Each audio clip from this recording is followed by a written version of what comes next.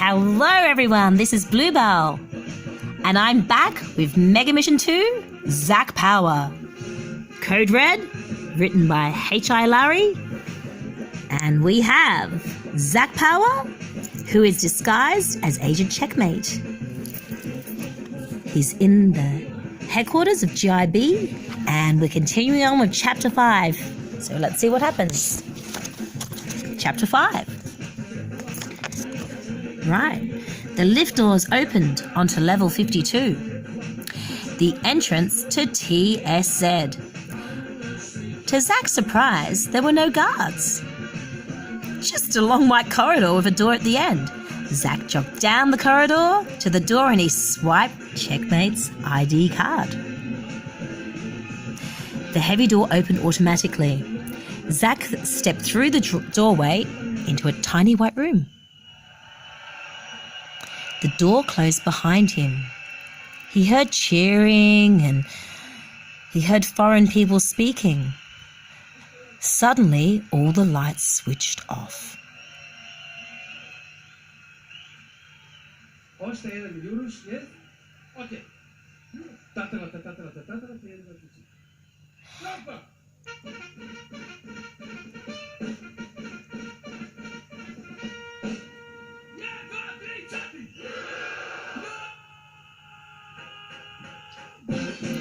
Next, after the trumpets and cheering, he heard a computerized voice echo in the darkness. Scanning for dangerous materials. A bright green light blasted Zack from all sides. No dangerous materials detected. The room went dark again. Initiating facial scan. A wide beam of light flashed out from the wall in front of Zack.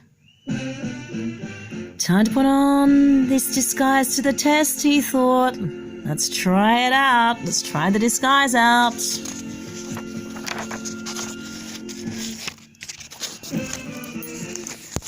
See how it goes. The beam passed up and down Zack's face several times. He stayed still. Then it flickered off. For one awful moment, Zack thought the mask had failed to fool the scan. But then the computer voice spoke again. Scan complete. Identity confirmed. Welcome, Agent Checkmate. The lights flickered back on, and a door hissed open on the far side of the room. Zack stepped out of TSZ. Straight away he realized there was a problem with Leon's plan. Not only did he not understand the foreign language, but TSZ was huge. There were 10 whole levels of classified gadgets hidden in research labs and secret rooms. It's going to take hours to search TSZ. When they thought of this?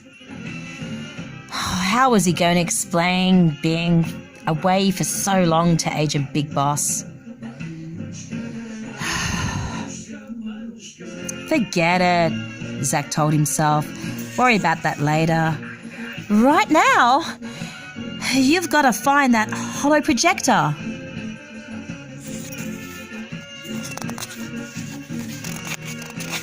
That's right. Zack began performing systematic search of the TSZ. He worked his way through room after room, all of them gleaming white and filled with incredible top-secret GIB technology. This stuff was state-of-the-art, even for GIB. Now, normally, Zack would have been absolutely amazed by all of these gadgets. But right now, he only had one gadget on his mind. After about 20 minutes, Zack passed a security agent talking into his spy pad. Zack caught a bit of the agent's conversation and froze. You mean he just ran out of the meeting? Uh-oh, thought Zack. Sounded a little bit like GIB were onto him. Yes, sir, Agent Big Boss, said the agent continued on, disappearing around the corner while he kept speaking into his spy pad. We'll keep an eye out for him. Zack just sighed the biggest sigh of relief. Don't panic, he told himself. This is why you're in disguise. But this search was taking far too long. Minutes began slipping into hours. Sometime later, Zack checked his watch. 3 hours. Whoopsies. 3 hours of searching and still no holo projector. He took the stairs up to level 43. It's the highest floor of TSZ. More cold white labs. More computers. No holo projector. Zack was almost ready to give up when a sign on another door caught his eye.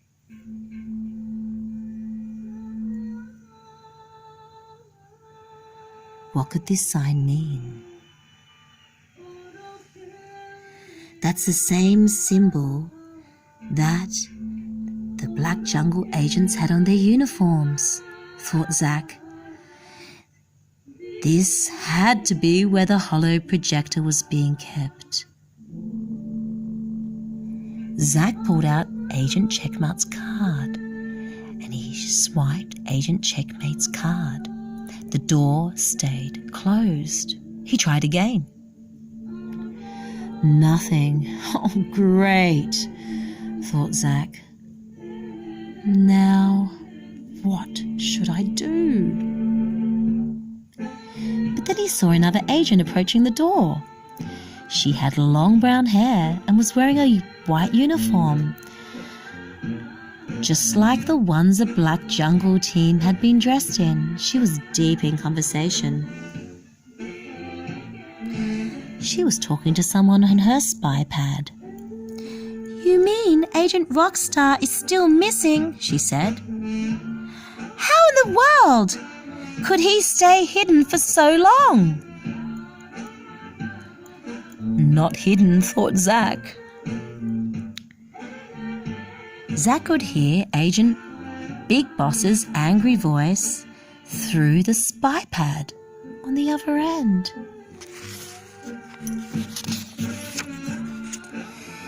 He's obviously snooping around to find out what we know about Agent High Pants. Aha! That proved it. Big Boss was definitely hiding something about Zack's grandpa. The brown-haired agent swiped her ID card and then the Invisible's door hissed open. Then the agent walked right past Zack. Even if Rockstar is after the holo projector, she said, there's no way he'll be able to make it this far to the TSZ without getting caught. Oh, yeah?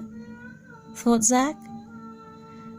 And before the door closed again, he slipped through and followed the agent inside.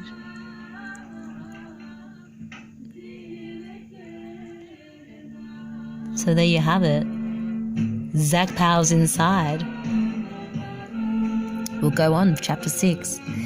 The agent with the spy pad disappeared through another door to her left, leaving Zack alone in the corridor. Unlike the big bright rooms outside, this corridor was narrowly and dimly lit. It took Zack's eyes a minute to adjust, and it sounded like he was on the right track. The holo projector was somewhere inside this TSZ, that's for sure. He just had to find out where. Oh, but even Agent Checkmate wasn't allowed in here, so Zack's disguise was useless. He would have to be careful. He wasn't seen. He cautiously cautiously, ever so cautiously, began making his way down the corridor. Every room down the corridor was hidden by dark, tinted windows. Every door was closed, locked, and marked with the same symbol you see here. Zack glanced at the signs on the doors as he walked past. He heard that clapping again. Zack had no idea what any of this was. What could this possibly be? What could be so top secret about this that not even a top secret zone agent was allowed to see it? Zack froze halfway down the corridor. Operation Black Jungle. This was it. It had to be. Zack pressed his face up hard to try and see against the tinted window to try and see inside, but it was just too dark. He got out his spy pad and he set it onto laser, pointing at the spy pad at the window. He traced a wide circle on the glass with the laser, and the glass circle slipped and fell. Towards Zack, he caught it quickly just in time before it smashed down to the ground. Luckily. Then he laid the glass down carefully on the floor and he just climbed in through the hole. Oops. There he was in the room. There was a light switch at the door, but Zack didn't want to risk attracting attention. Oh, his heart was beating, so he didn't turn it on. He peered around in the darkness.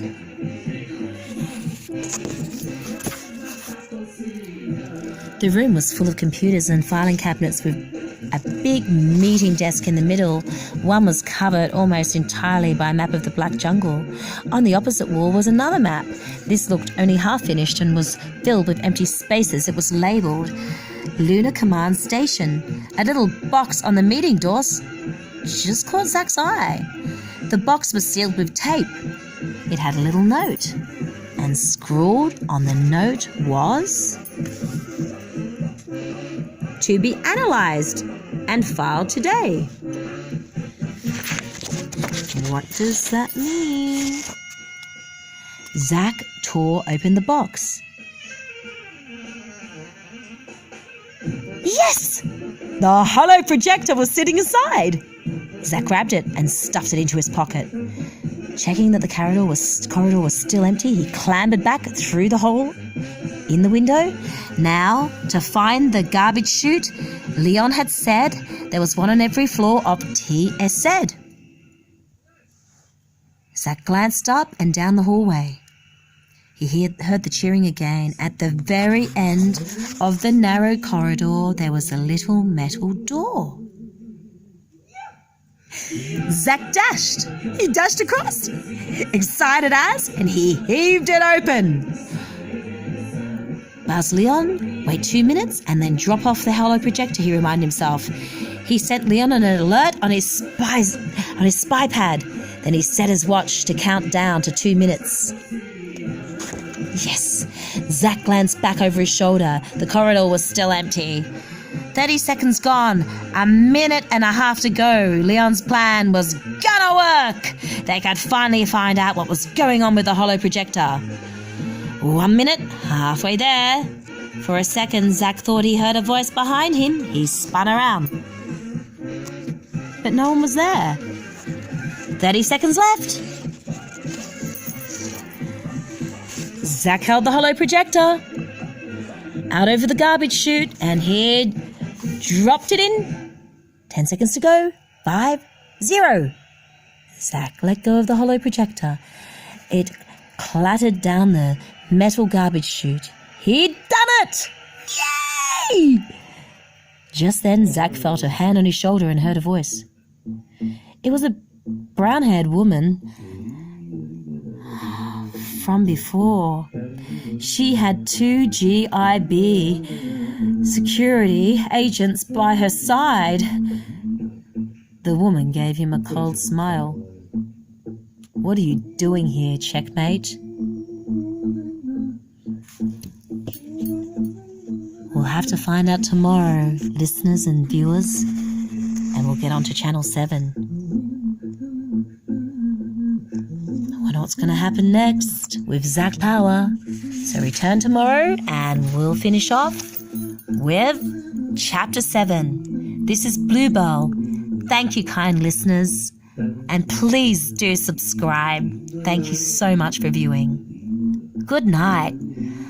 Have a wonderful evening and a wonderful day tomorrow too. Won't you all?